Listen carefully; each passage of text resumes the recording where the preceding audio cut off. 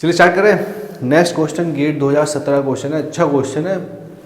बहुत कॉन्सेप्ट आपको नहीं पता है, बेसिक आपको नहीं पता है तो आप घूम जाओगे उल्टा से। बहुत अजीबोगरीब इसने आंसर दे रखे हैं, ऐसे आंसर दे रखे हैं कि हाँ ये देख के मारोगे अच्छा ये वाला और वही गलत निकलेगा। ऐसे कॉन्सेप्ट पता होगा तो आप सही कर पाओगे। देखो इसने क्या कहा है कि ए मास एम है ऑफ ए परफेक्ट गैस। सबसे पहले लिख लिया करो हर चीज़। परफेक्ट गैस मतलब आइडियल गैस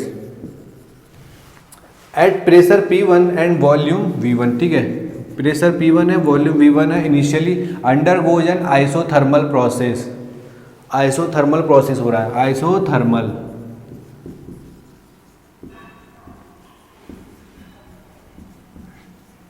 ठीक है, द फाइनल प्रेशर हम क्या हो गया P2 और V2। Work done on the system is considered positive. इसने कहा है कि work done on the system positive लेना है, वरना हम क्या करते हैं work done on the system negative लेते हैं। इसने इसीलिए लिख के दिया है, अगर नहीं लिख के दिया होता तो हम work done on the system negative लेते, क्योंकि ये हर जगह चलता है कि work done on the system negative, work done by the system positive. पर इसने खासकर लिख के दिया है तो हम इसी की बात मानेंगे। तो work done on the system consider हम क्या करेंगे, पॉजिटिव कंसीडर करेंगे। If R is the gas constant, T is the temperature, then work done in the process is. Isothermal process के केस में हमको क्या निकालना है, वर्क डन निकालना है। तो आपको पता है for an reversible process and for a closed system, लिख लो यहाँ पर कि हमने रिवर्सिबल प्रोसेस माना है और क्लोज्ड सिस्टम है, तो उस केस में वर्क डन क्या होता है,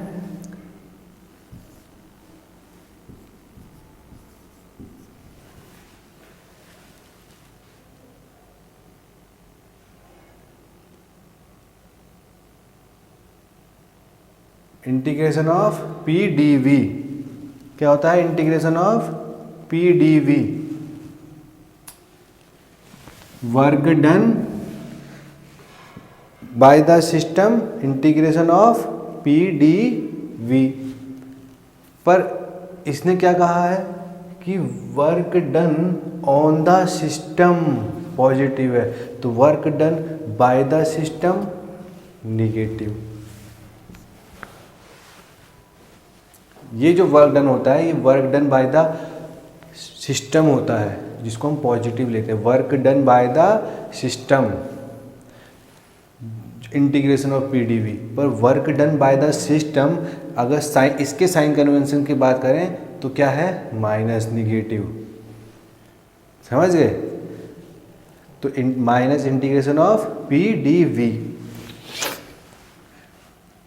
अब देखो क्या देखें, आइडियल गैस है, तो आइडियल गैस के केस में क्या होता है, P V is equal to M R T. तो पी की वैल्यू रखें यहाँ पर, तो क्या होगा माइनस इंटीग्रेशन, पी की वैल्यू क्या होगी M R T divided by V और डी वी। आइसोथर्मल प्रोसेस है, कांस्टेंट टेम्परेचर, आर भी कांस्टेंट और मास भी कांस्टेंट, एम आर टी बाहर आ जाएगा। तो minus M R T integration D V over V 1 से 2। ठीक है, तो ये क्या हो गया minus M R T integration करोगे क्या होगा एल एन वी 1 से वी 2। तो क्या होगा minus M R T L N V 2 divided by V 1। ठीक है, ये होगा। अब देखो आंसर से मैं तो हाँ ये क्या, अब एम आर टी हो क्या होगा, एम आर टी देखो P V 1 is equal to M R T.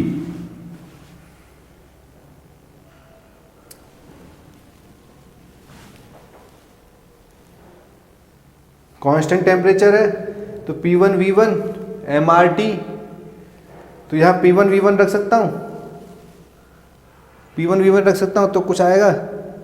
चलो P1 V1 रख देता हूँ, हाँ तो माइनस P1V1 ln V2/V1।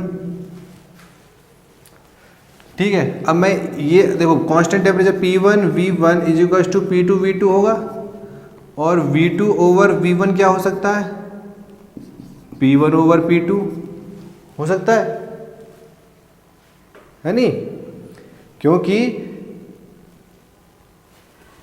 तो माइनस P1V1 ln V2 और V1 की जगह में क्या रख दिया, P1/P2।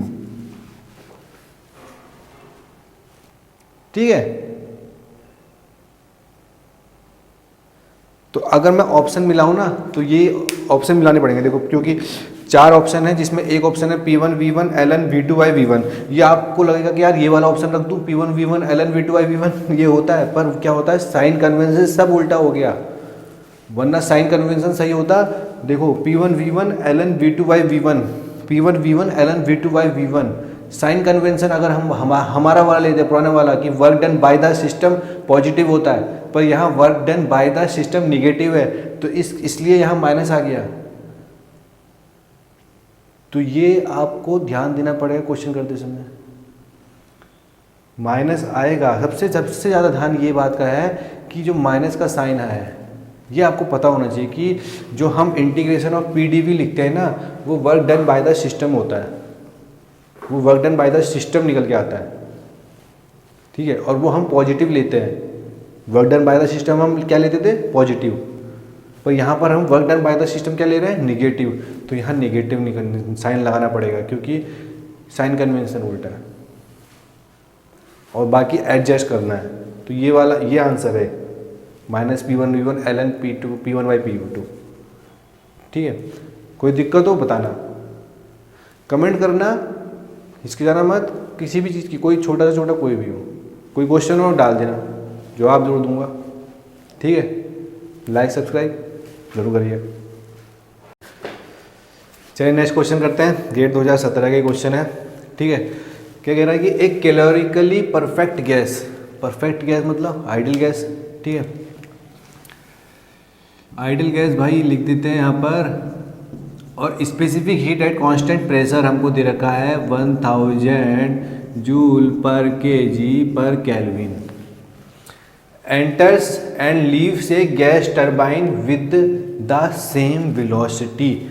गैस टरबाइन हमारा है, मान लो ये गैस टरबाइन हो गया, ठीक है, ये इनलेट हो गया, ये एग्जिट हो गया, ये इनलेट हो गया, एग्जिट हो गया, जितनी वेलोसिटी यहाँ है उतनी वेलोसिटी यहाँ,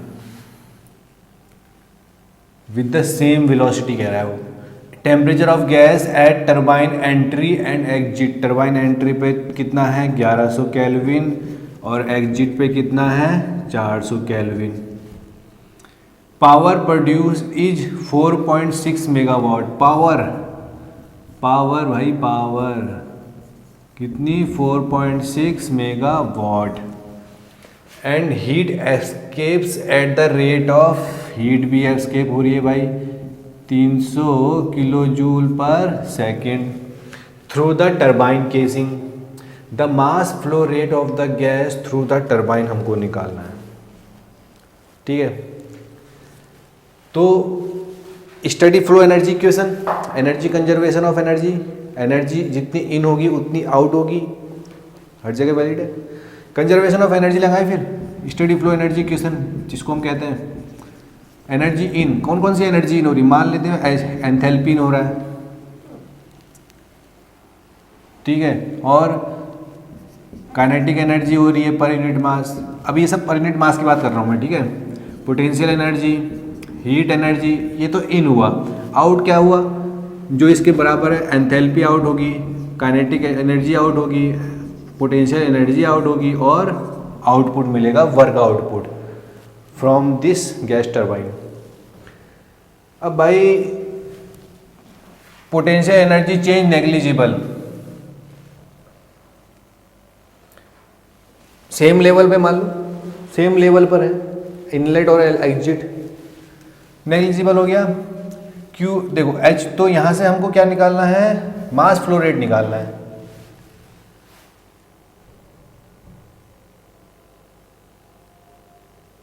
तो ये पर यूनिट मास की मैंने बात करी, पर यूनिट मास की मैंने बात करी। तो मास फ्लो रेट हमको निकालना है, तो V1 और V ये भी बराबर है, V1 वेलोसिटी भी बराबर है, ठीक है। तो क्या क्या बचा, H1 plus Q is equal to H2 plus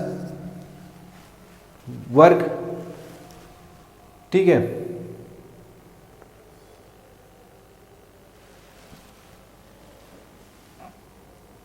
तो CP T1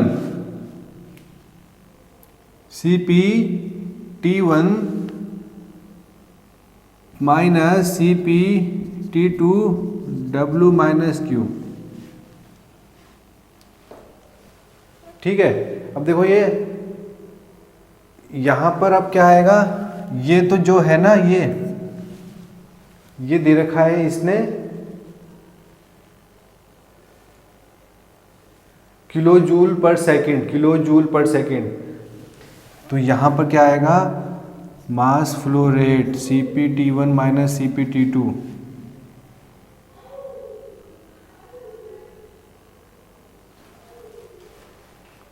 आएगा नहीं आएगा, समझ रहे हो कैसे, देखो अरे यार इसमें तो मास फ्लो रेट पहले से ऐड है, कैसे ऐड है, क्योंकि किलो जूल पर सेकेंड, ठीक है।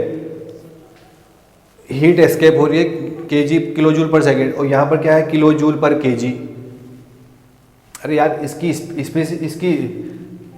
यूनिट क्या है, जूल पर केजी केल्विन। अब मैं यूनिट बराबर करूँ, देखो केजी पर सेकेंड, इसकी यूनिट क्या है kilo joule per KG kelvin ले लो, चलो जूल पर केजी केल्विन और केल्विन, तो केल्विन से केल्विन कट गया, केजी से केजी कट गया, तो जूल पर सेकेंड, भाई यूनिट तो बराबर करनी है ना, जूल पर सेकेंड, यहाँ पर जूल पर सेकेंड है और यहाँ पर क्या है, अब भाई यहाँ पर तो जूल पर सेकेंड है ही, क्या है देखो ये है जूल पर सेकेंड, यहाँ तो है ही, तो यूनिट तो बराबर करनी पड़ेगी। तो यूनिट बराबर करने के लिए मास फ्लो रेट m डॉट यहाँ पर आएगा, ठीक है। ऐसे यूनिट देख लिया करो भाई, ठीक है, क्योंकि यहाँ पर तो जो ये जो इक्वेशन लिखी थी ये तो पर यूनिट मास थी, मैंने जनरल इक्वेशन लिखी थी। अब भाई हमको अब वो भी देखनी है ना, यूनिट पे मैचिंग कराना पड़ेगा। अब m डॉट हमको निकालना क्या है, यही निकालना है मास फ्लो रेट। अब CP भी कॉमन ले लो बाहर, तो CP कितना दे रखा है, देखो हमको CP दे रखा है 1000, ठीक है, और T1 हमको कितना दे रखा है 1100, T2 कितना दे रखा है 400, और ये मास फ्लो रेट तो हमको निकालना है केजी पर सेकेंड में। अब देखो W और Q ये किस में दे रखा है हमको, W पावर देखो क्या था 4.6 मेगावाट मतलब 10⁶ वॉट, 4.6 इंटू 10⁶ वॉट मतलब जूल पर सेकंड। जैसे ये जूल पर सेकंड है, ये भी जूल पर, यूनिट तो दोनों भाई यहाँ पर जूल पर सेकंड होना चाहिए, यहाँ पर भी जूल पर सेकंड होना चाहिए, तभी तो क्वेश्चन सॉल्व होगा। तो मैंने इसको जूल पर सेकंड करने के लिए मास फ्लो रेट से मल्टीप्लाई किया ना, यहाँ पर करने की जरूरत नहीं है ना, क्योंकि ये पहले से जूल पर सेकंड में है, ठीक है, माइनस Q। अब देखो यहाँ पर और साइन का भी ध्यान देना पड़ेगा भाई, power output from the system अगर वर्क करेगा सराउंडिंग पे सिस्टम द्वारा, तो आउटपुट दे रहा है सराउंडिंग को, तो पॉजिटिव लेते हैं, ले लिया। और अगर सिस्टम द्वारा हीट सराउंडिंग को दी जाती है, heat given to the system positive लेते हैं, heat loss from the system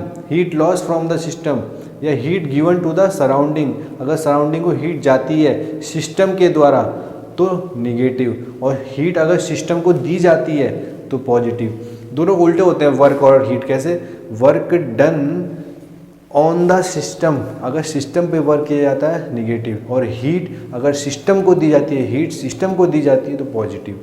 work done by the system, system द्वारा वर्क किया जाता है सराउंडिंग पर, तो पॉजिटिव, और heat given to the surrounding from the system negative. Heat escape हो रही है, इसका मतलब निगेटिव साइन आएगा। कितना है, 300 किलो जूल पर सेकेंड है, तो माइनस का, ठीक है, माइनस का 300, और किलो जूल है 10⁻3, क्योंकि जूल पर सेकंड में चल रहा है, यहाँ भी जूल पर सेकंड है, यहाँ भी जूल पर सेकंड है, यूनिट मैच करा लेना। ठीक है, अब सॉल्व करो इसको। 4.6 10⁻6 प्लस 300 10⁻3, ठीक है, डिवाइड बाई 1000 और डिवाइड बाई 700, कितना आ गया 7।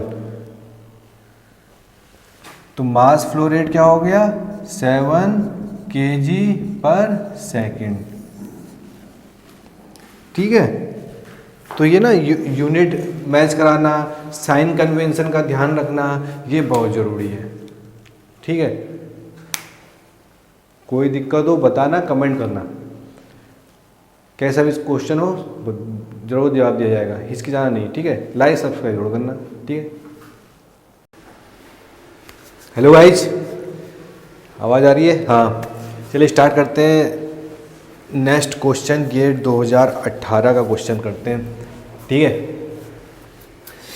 क्योंकि steam flows through a nozzle at a mass flow rate. ठीक है, अब भाई स्टीम फ्लो हो रही है, नोजल है, नोजल का डायग्राम दे रखा है, steam flow through a nozzle at a mass flow rate कितना दे रखा है 0.1 kg/s with the heat loss of, heat loss भी हो रहा है नोजल से 5 kilowatt, enthalpies at inlet and exit 2500 and 2350 kilo joule per KG.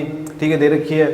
Assuming negligible velocity at inlet C10, तो हमसे पूछा है velocity of steam in metre per second at the nozzle exit, exit पे पूछा हुआ है।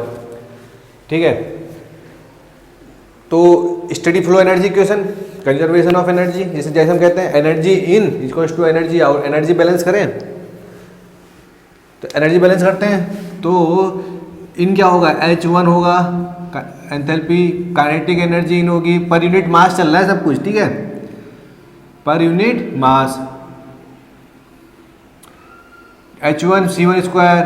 ठीक है, फिर ये हो गया GZ1 पोटेंशियल एनर्जी। ठीक है, और फिर आ गया हीट एनर्जी। अब एनर्जी आउट क्या क्या होगा H2 होगा, काइनेटिक एनर्जी होगी CT2/2, पोटेंशियल एनर्जी होगी, और हमको वर्क आउटपुट। ये तो जनरल इक्वेशन है। ठीक है, अब भाई नोजल है, नोजल में वर्क तो मिलता नहीं है, तो 0।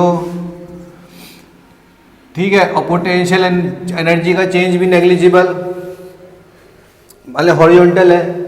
ठीक है, और C1 भी 0 इसने कह रखा है, C1 0, तो हमारे पास क्या क्या बचा, H1 बचा, Q बचा, H2 C2/2 हमको निकालना है। तो भाई H1 माइनस H2 करेंगे तो H1 माइनस H2, और देखो Q कह रहा है हीट लॉस। मैंने आपको पता है कि हम जब साइन कन्वेंशन यूज करते हैं तो साइन कन्वेंशन क्या कहता है कि अगर देखो ये नोजल मेरा एक एज ए सिस्टम ले लो। ठीक है, सिस्टम के से अगर हीट सराउंडिंग में जाती है, सराउंडिंग के थ्रू हीट लॉस होता है सिस्टम से, तो एज ए उसको नेगेटिव लेते हैं। Heat added to the system हमेशा पॉजिटिव। साइन कन्वेंशन एक ही साइन कन्वेंशन जो हमेशा हर जगह फॉलो करते हैं कि heat added to the system positive होता है, और हीट अगर रिजेक्ट हो रही है सिस्टम से सराउंडिंग में जा रही है तो निगेटिव लेते हैं, और वो भी बाउंड्री के थ्रू जा रहा है। देखो हमारा यहाँ पर सिस्टम है, ये जो नोजल मैंने बाउंड्री बना ली, इसकी बाउंड्री के थ्रू हीट लॉस हो रहा है, तो वो हम एज ए निगेटिव लेंगे। तो यहाँ पे क्या मैं रखूँगा -Q। ठीक है, और C2/2। ठीक है, अब देखो यहाँ पर ना एक बात ध्यान रखना, क्या ध्यान रखना कि जो Q है वो किस में है, किलोवाट में। Q किस में है, किलोवाट में, या तो आप स्टार्टिंग में रख लो। ठीक है, अब Q क्या है, किलो जूल पर सेकंड में है। अब भाई H1 माइनस H2 ये किस में है, किलो जूल पर केजी में, तो इसको भी किलो जूल पर सेकंड करेंगे तो मास फ्लो रेट m डॉट से मल्टीप्लाई करना पड़ेगा। जब केजी पर सेकंड और किलो जूल पर second kilo joule per KG multiply करोगे क्या बनेगा, किलो जूल पर सेकंड। तो ये क्या बन गया, वॉट बन गया। ये तो वॉट है ही, तो और C2²/2 ये भी तो किलो जूल पर केजी है भाई, काइनेटिक एनर्जी है, काइनेटिक एनर्जी किलो जूल होती है, और पर यूनिट मास मैंने लिखा हुआ है तो किलो जूल पर केजी है, तो इसको भी m डॉट से मल्टीप्लाई करना पड़ेगा, तब जाके ये बनेगा किलो जूल पर सेकंड। यूनिट भी ना जब भी करो तो बैलेंस कर लिया करो, सबसे बड़ा फायदा वो रहता है। देखो यहाँ किलो वॉट में इसने दे रखा है, यहाँ पर तो हमको मास से मल्टीप्लाई करने की जरूरत नहीं है क्योंकि पहले से ही वॉट में है। अब मास फ्लो रेट कितना है 0.1, H1 कितना है 2500, H2 कितना है 2350, Q कितना है 5 किलोवाट। अब देखो मैं 5 किलोवाट लिख रहा हूँ क्योंकि किलोवाट और किलो जूल तो 10⁻3, तो भाई ये भी 10⁻3 भी लिखा जाएगा बाहर, ये भी ध्यान रखना, ठीक है। किलो में है, ये भी किलो जूल में है, ये किलोवाट में, तो बाहर से मैंने 10⁻3 कॉमन ले लिया। क्यों, देखो भाई यहाँ पर अगर नहीं रखूंगा ना तो यहाँ पर 10, ये C2² यहाँ पर तो कोई किलो नहीं है ना, वो भी तो भाई ये सब चीज़ें ध्यान रखनी होती है, ठीक है। 0.1 मास फ्लो रेट हमको क्या निकालना है C2²/2, ठीक है। अब सॉल्व करो कितना आएगा 2500 माइनस 2350 मल्टीप्लाइड बाई 0.1 माइनस 5, ठीक है, 10⁻3 multiplied 2 divide by 0.1 under root में, तो कितना आया 447.213। C2 कितना आया 447.213, हाँ, मीटर पर सेकंड। इसमें क्वेश्चन में कुछ नहीं था, पर वो क्या करते हैं जल्दबाजी में, क्या करते हैं कि कभी 10⁻3 रखना, किलो जूल को जूल में करना भूल गए, मास फ्लो रेट को मल्टीप्लाई करना भूल गए, मतलब और गलत मल्टीप्लाई कर दिया, क्यू में भी मल्टीप्लाई कर दिया, तो ठीक है ये सब दिक्कत होती है। पर ये सब चीज़ें भी जल्दी में हो जाता है, ये देखना पड़ता है, ठीक है।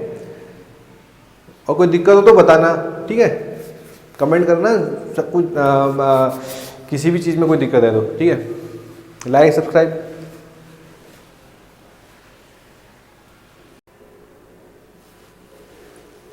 चलिए स्टार्ट करें। नेक्स्ट क्वेश्चन गेट 2018 का ही क्वेश्चन है, ठीक है। कह रहा है कि एक engine operates on the reversible cycle, कोई इंजन है वो रिवर्सिबल साइकिल पे ऑपरेट कर रहा है, ठीक है। जैसा ये फिगर है इस साइकिल पे, ठीक है। The work output from the engine in kilo joule पर साइकिल इसने वर्क आउटपुट बताया, मतलब एक साइकिल में कितना किलो जूल, ठीक है, एक साइकिल में कितना किलो जूल वर्क आउटपुट ये देगा, ये रिवर्सिबल साइकिल। तो उसने रिवर्सिबल साइकिल करने से बहुत सारे जो टर्म होते हैं ना रिवर्सिबल से रिलेटेड, वो आ गए हमारे दिमाग में। तो अब आपको पता है कि first law of thermodynamics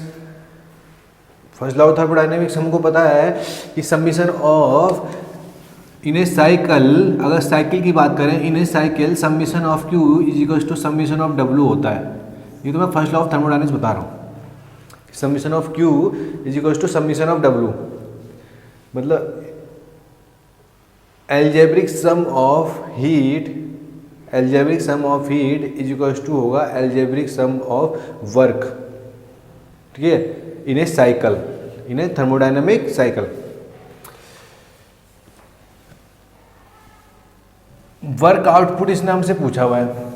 work output आप क्या होगा बताओ इसमें, इन ए साइकिल, ये तो आपको हमेशा पता होना चाहिए कि अगर पीवी डायग्राम में अगर हम बात कर रहे हैं, प्रेशर वॉल्यूम डायग्राम में अगर बात कर रहे हैं, तो जो वर्क आउटपुट होता है वो एरिया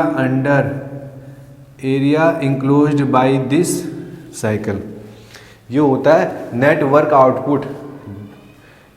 इस नेट वर्क आउटपुट मैं इसलिए कह रहा हूँ क्योंकि इसमें एक तो जो वर्क आउटपुट है और कुछ वर्क यूज भी किया जा रहा है, सिस्टम, मतलब जो ये सिस्टम है, अब काफ़ी प्रोसेस है ना, जैसे कि कौन सा प्रोसेस है, ये कांस्टेंट प्रेशर प्रोसेस है, इसमें कांस्टेंट वॉल्यूम प्रोसेस है, ठीक है, और एक ये वाला प्रोसेस है, 3 प्रोसेस है, ठीक है।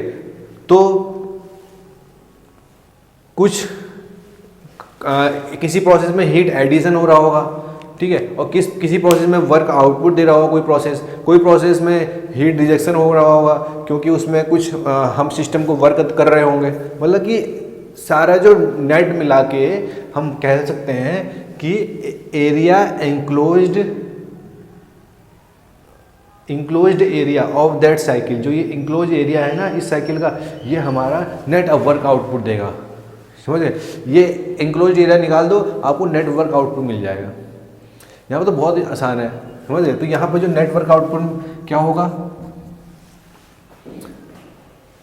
इस इंक्लोज्ड एरिया का कितना एरिया है इसका बताओ। ये ट्रायंगल बन रहा है, तो ट्रायंगल का एरिया क्या होता है, ट्रायंगल का एरिया 1/2 बेस, ये कितना है 2.5 माइनस 2 कितना 0.5, और हाइट ये कितनी है 650 माइनस 400 कितना होगा 650 माइनस 400 250, ठीक है। तो ये कितना आ गया, कितना आ गया बताओ, ये आ गया 62.5 किलो जूल पर साइकिल। ये हो गया work output from the engine. अब जब ये होता है, ये केवल पीवी डायग्राम में बात कर रहा हूँ, अगर पीवी डायग्राम में बना है, ठीक है, ये देख लेना कि कौन से डायग्राम में बना है। पीवी डायग्राम में बना है, पीवी डायग्राम में ही हमको वर्क आउटपुट मिलता है, net work output PV diagram में ही, और कोई ऐसी डायग्राम में होगा तो नहीं मिलेगा, पीवी डायग्राम में ही मिलता है, ठीक है।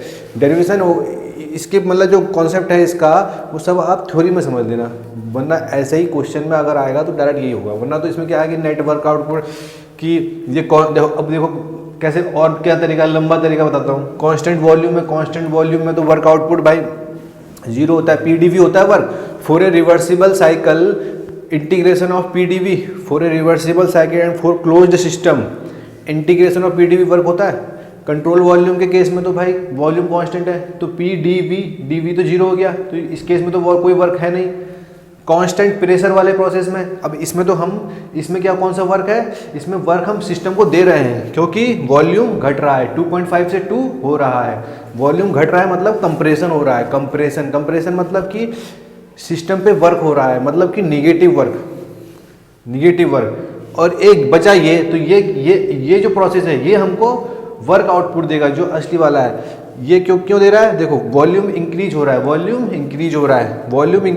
एक्सपेंशन हो रहा है, वॉल्यूम इंक्रीज हो रहा है, प्रेशर डिक्रीज हो रहा है, मतलब एक्सपेंशन हो रहा है मतलब कि वर्क सिस्टम कर रहा है, सराउंडिंग पर सिस्टम द्वारा वर्क किया जा रहा है। तो ये वर्क आउटपुट कितना हुआ इसके द्वारा पहले निकालो, और इस पे वर्क जो हमने सिस्टम पे किया निगेटिव, ये पॉजिटिव ये निगेटिव, इन दोनों को इस पॉजिटिव में से निगेटिव घटा दो तो ये आएगा। अब इस प्रोसेस के थ्रू तो कोई वर्क नहीं हो रहा, ठीक है, ऐसे है प्रोसेस। अब ये वाला जो वर्क है, अगर मैं बात करूं एरिया, इस प्रोसेस के थ्रू कितना वर्क हो रहा है वो बताता है कि इस प्रोसेस के थ्रू, देखो ये वाला जो लाइन है, अगर मैं इस पे ये प्रोजेक्शन ड्रॉ करूं तो यहाँ आ जाएगा, और ये वाला पोर्शन तो ये घट गया तो ये आ गया, समझ गए। पीवी डायग्राम में अगर हम किसी लाइन का प्रोजेक्शन डालें इन एक्स एक्सिस पे डालें तो वो बताता है एरिया अंडर द कर्व, और वो बताता है वर्क। तो इस लाइन का वर्क, ये टोटल एरिया यहां से लेके पूरा यहां तक, ये पूरा, ठीक है, ये हो गया पॉजिटिव। और इस लाइन का इसके नीचे वाला एरिया, ये वर्क जो इस प्रोसेस के थ्रू हुआ, जो सिस्टम को दिया गया। अब भाई ये तो नेगेटिव वर्क है और ये वाला पॉजिटिव है, तो नेगेटिव वर्क हटा देंगे, ये वाला वर्क हटा देंगे तो बचा ये वाला पॉजिटिव वर्क जो नेट वर्क आउटपुट है, ठीक है। वरना area enclosed in the cycle on the PV diagram वो बताता है नेट वर्क आउटपुट, ठीक है। कोई दिक्कत हो तो कमेंट करना, जरूर बताऊंगा, ठीक है। लाइक और सब्सक्राइब जरूर करना। चलिए नेक्स्ट क्वेश्चन स्टार्ट करते हैं। गेट 2018 का क्वेश्चन है, ठीक है। कह रहा है कि air is held inside a non insulated cylinder, inside a non insulated cylinder है, ठीक है, यूजिंग ए पिस्टन मास। ये देखो ये वाला पोर्शन सिलेंडर का है, नॉन इंसुलेटेड है, और पिस्टन दे रखा है, ये वाला पिस्टन ये है जिसका मास 25 kg और एरिया 100 सेंटीमीटर स्क्वायर।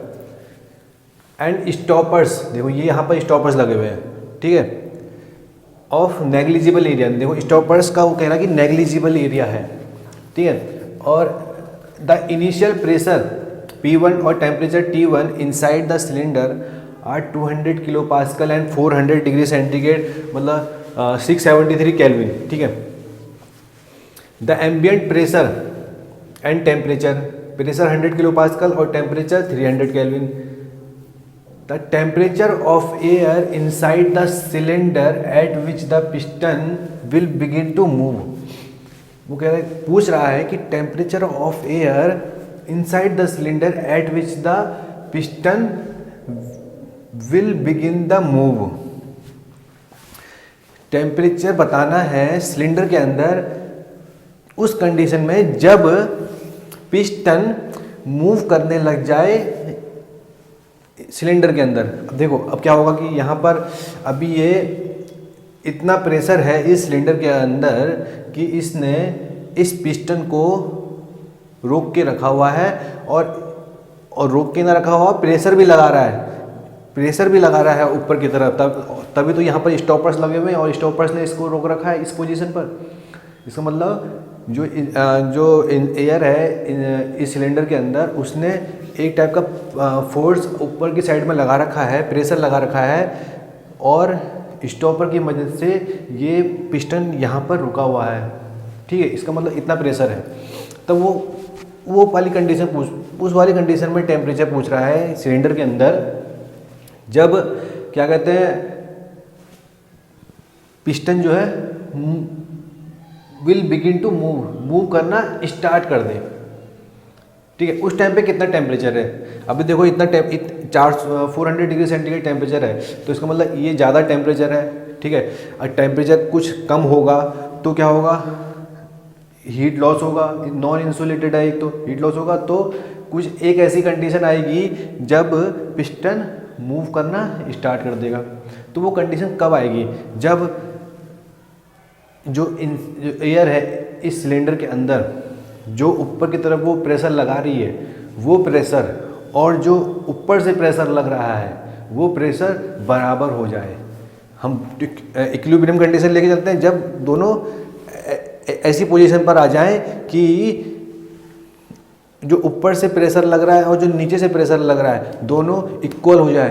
तो जैसे वो वाली कंडीशन, वहाँ पर थोड़ा सा प्रेशर और लूज हुआ, पिस्टन मूव करना शुरू कर दिया। मतलब कि हम जब इक्वल प्रेशर हो जाए ऊपर नीचे वाली कंडीशन पे हम टेम्परेचर निकालेंगे, ठीक है। उस वाली कंडीशन में ये टेम्परेचर पूछ रहा है, क्योंकि विल बिगिन टू मूव, तभी स्टार्ट होगा मूव करना, ठीक है। अब टेम्परेचर, अब यहाँ पर देखो ये मैं बना रहा हूँ पिस्टन, ये हो गया पिस्टन, ठीक है। एटमॉस्फेरिक प्रेशर लग रहा है, यूनिफॉर्म एटमॉस्फेरिक प्रेशर ऊपर की तरफ से लग रहा है कितना, 100 किलो पास्कल, ठीक है। नीचे से कितना प्रेशर लग रहा है, 200 किलो पास्कल, ठीक है। और ये जो ये पिस्टन का वेट है, ये वेट जो है ये कितना प्रेशर लगा रहा है नीचे की तरफ। अब देखो प्रेशर क्या होगा, फोर्स अपॉन एरिया, प्रेशर क्या होगा, फोर्स अपॉन एरिया। अब फोर्स कितना है, 250 न्यूटन। देखो मास तो 25 kg है, तो फोर्स क्या होता है mg, m और g, तो 250 न्यूटन। एरिया कितना देखो 100 सेंटीमीटर स्क्वायर, मतलब 10⁻⁻⁴ करूँ, ठीक है। तो कितना हो गया, 1 2 3, 1 2 तो -2, ठीक है नहीं, 10⁻⁻², और ये ऊपर की तरफ जाएगा तो कितना होगा? और ये 25 kg है यार, 25, एक मिनट रुकना, 25 100 सेंटीमीटर स्क्वायर,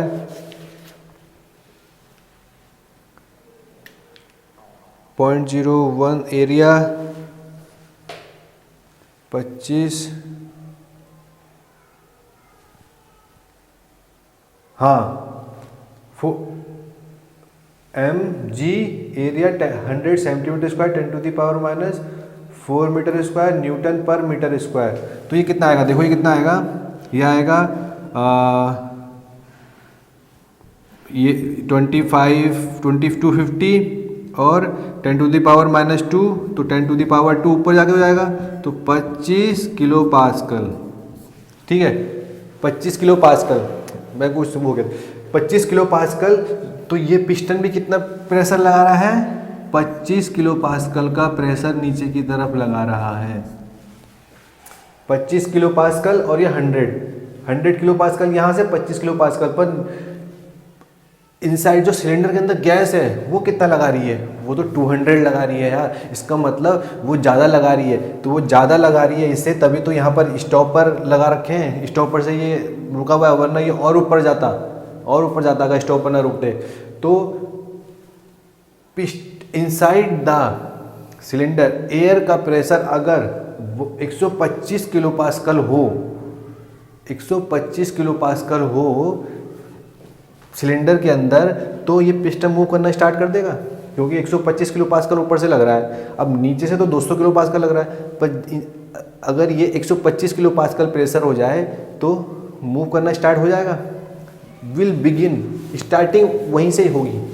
ठीक है, तो 100 और 25 125 किलो पास्कल हो गया। अब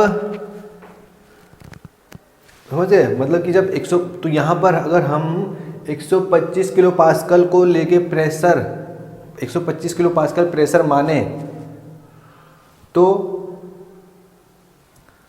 उस पॉइंट पे टेम्परेचर कितना होगा? उस पॉइंट पे टेम्परेचर कितना होगा? अब देखो एयर है, आइडियल गैस ले, PV = mRT, एयर है आइडियल गैस। अब इसके अंदर जो मास है गैस का, वो तो भाई कांस्टेंट ही रहना है, वो तो बदलेगा नहीं ना, कंजर्वेशन ऑफ मास लगाए। ये जो मैंने ये क्या है? ये सिस्टम, ठीक है, ये सिस्टम कंजर्वेशन ऑफ मास तो कांस्टेंट ही रहेगा, मास तो कहीं बाहर नहीं जा रहा है, नहीं, मास तो कांस्टेंट है। तो कंजर्वेशन ऑफ मास लगाए, m = PV/RT। तो PV/RT मतलब जो P1, ठीक है, P1 और T1 और P2 VRT2। अब देखो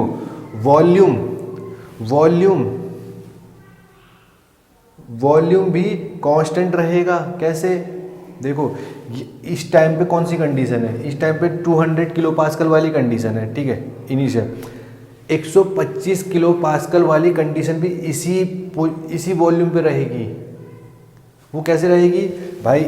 यहाँ अंदर एयर है, हायर टेम्परेचर पर है, एम्बियंट का टेम्परेचर लो है, एयर लूज होगी, हीट लॉस होगा, ठीक है।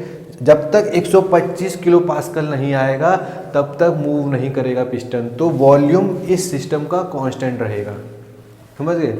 मास तो कांस्टेंट, तो V से V गया और R तो कांस्टेंट है ही, तो P1 इनिशियल P1/T1 और P2/T2। तो इनिशियल P1 कितना है? 200 किलो पास्कल। टेम्परेचर कितना है? 673 kelvin. Pressure P2, final pressure क्या होना चाहिए? 125 किलो पास्कल, मतलब 100 और 25। जब 125 किलो पास्कल प्रेशर गैस के अंदर होगा तभी तो ये मूव करेगा नीचे की तरफ। तो 125 किलो पास्कल, तो 125 किलो पास्कल पर कितना टेम्परेचर होना चाहिए? 200, 673, कितना? 420.625 केल्विन। इतना temperature inside the cylinder when it piston will begin to move, जब पिस्टन मूव करना बिल्कुल स्टार्ट ही कर दे, समझ गए। 125 किलो पास्कल ऊपर से प्रेशर लग रहा है, नीचे से भी उतना ही प्रेशर जब लगेगा तभी पिस्टन मूव करेगा। भाई 200 किलो पास्कल नीचे है ना, 200 किलो पास्कल तो भाई उसको और ऊपर ले जाएगा। 200 किलो पास्कल 125 ऊपर से लग रहा है, तो भाई उस पर कहाँ, जब तक वो इक्विलिब्रियम पे नहीं आएंगे। इक्विलिब्रियम कब आएंगे, जब ऊपर वाला प्रेशर नीचे वाले प्रेशर के बराबर होगा, 125, ठीक है। और उस टाइम पे तब तक वॉल्यूम कांस्टेंट ही रहेगा। वॉल्यूम कहाँ मूव कर रहा है तब यार, ऑब्वियस सी बात है, बिगिन टू मूव मतलब मूव करना स्टार्ट करेगा तभी तो वॉल्यूम कम होगा। जब मूव ही नहीं कर रहा तो वॉल्यूम तो कांस्टेंट है। और मास तो कंजर्वेशन है, कंजर्वेशन में मास लगाएंगे, कंजर्व में मास तो कहीं नहीं जा रहा भाई। क्या कहते हैं, क्लोज सिस्टम है पूरा, ठीक है। कोई दिक्कत हो, परेशानी हो तो जरूर पूछना, कमेंट जरूर करना, ठीक है। समझ में ना आया हो तो तब भी